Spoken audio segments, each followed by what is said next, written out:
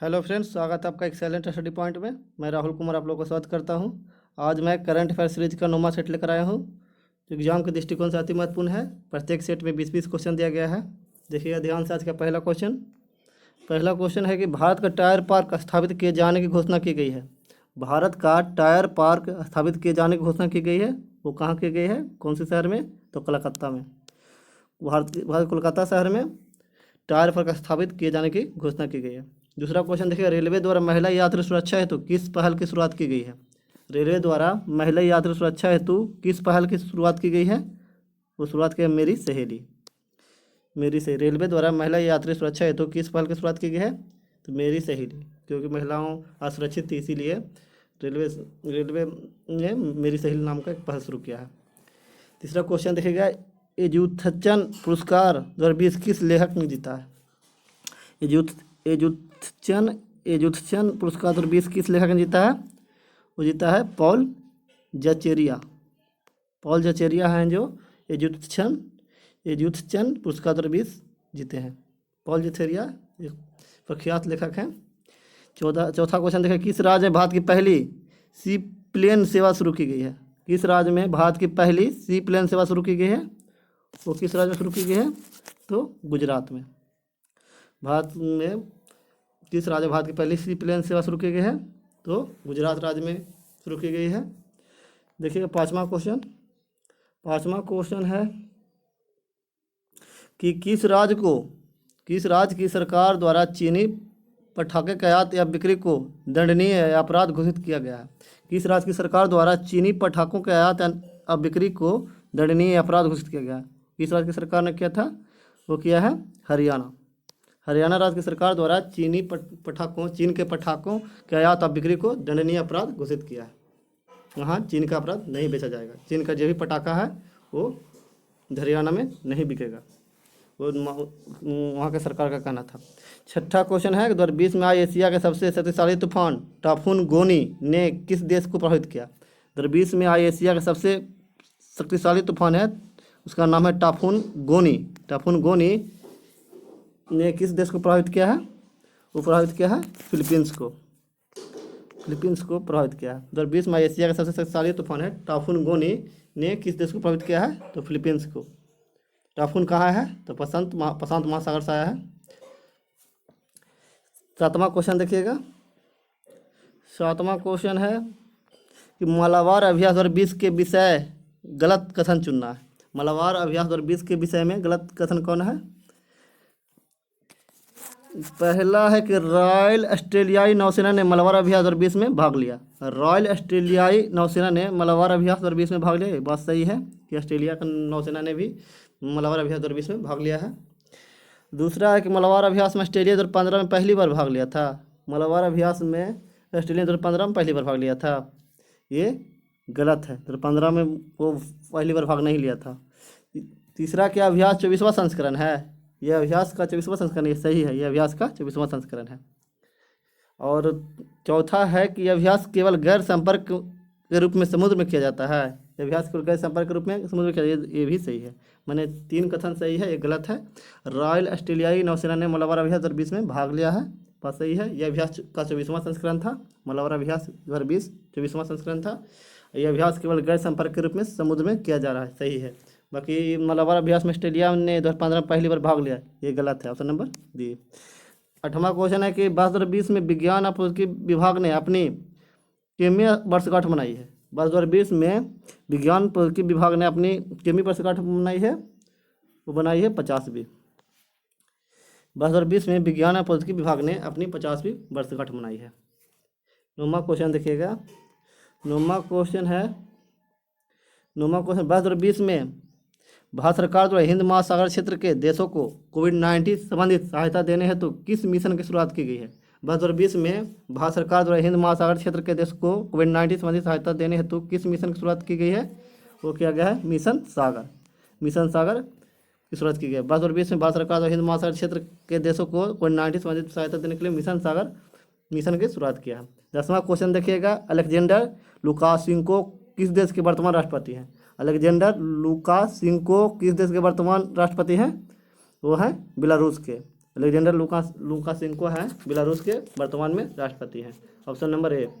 11वां question देखिएगा।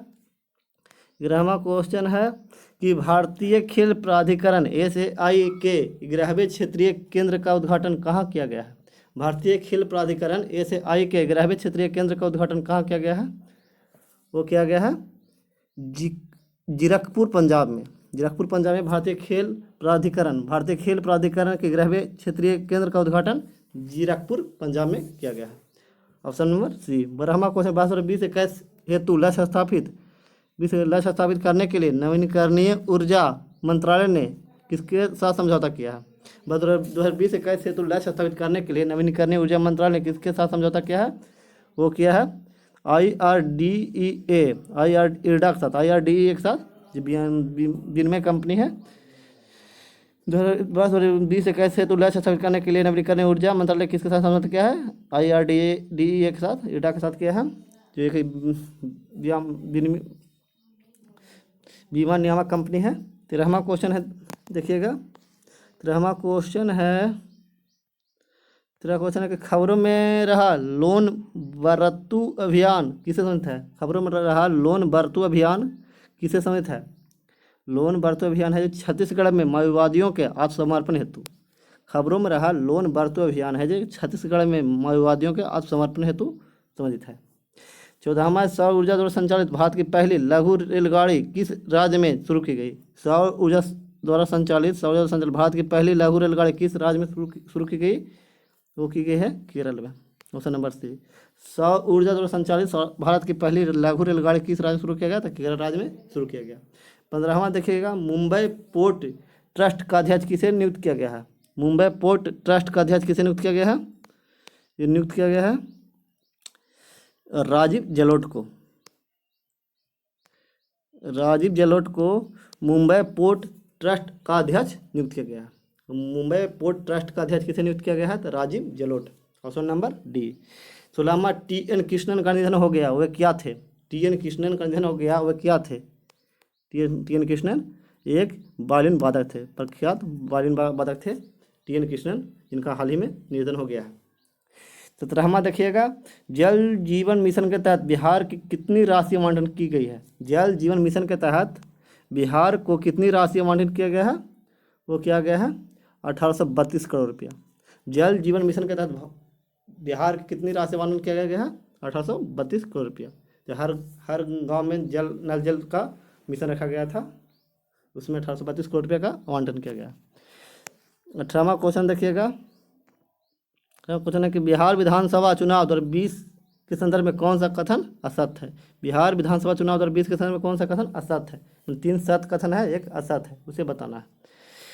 पहला है कि विधानसभा चुनाव 3 चरणों में संपन्न हुआ। बिहार विधानसभा चुनाव 2020 3 चरणों में संपन्न हुआ, ये बात सही है। ये बिहार विधानसभा चुनाव 3 चरणों में संपन्न हुआ है।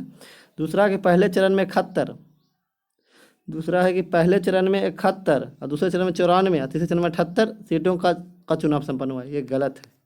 पहले चरण में 71, दूसरे चरण में 94, तीसरे चरण में 78 सीटों का चुनाव संपन्न नहीं हुआ है। और तीसरा, बिहार विधानसभा चुनाव में कुल 242 सीटों पर चुनाव हुआ है, सही है। बिहार विधानसभा चुनाव में कुल टोटल 242 सीट पर चुनाव हुआ है, ये बात सही है।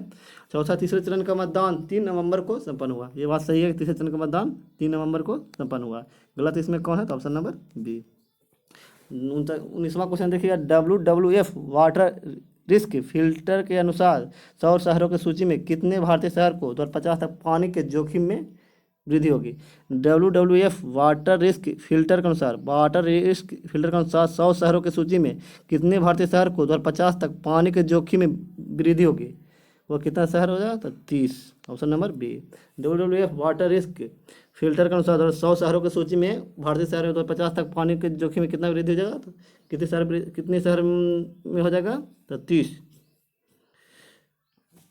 शहर को 2050 तक पानी के जोखिम में वृद्धि हो जाएगा। 20वां क्वेश्चन, आज का अंतिम क्वेश्चन। हर घर नल जल कनेक्शन प्रदान करने वाला पहला राज्य है।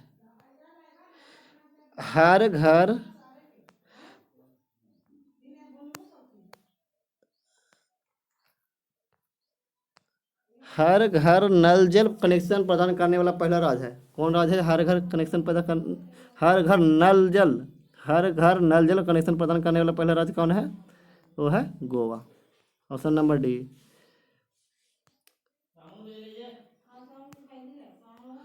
हर हर घर नल जल कनेक्शन प्रदान करने वाला पहला राज्य कौन है?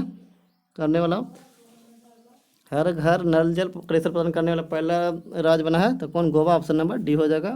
आज इतना ही। अगर वीडियो पसंद आए उसे लाइक करें, सब्सक्राइब करें, दोस्तों के साथ शेयर करें। वीडियो देखने के लिए बहुत बहुत धन्यवाद। जय हिंद।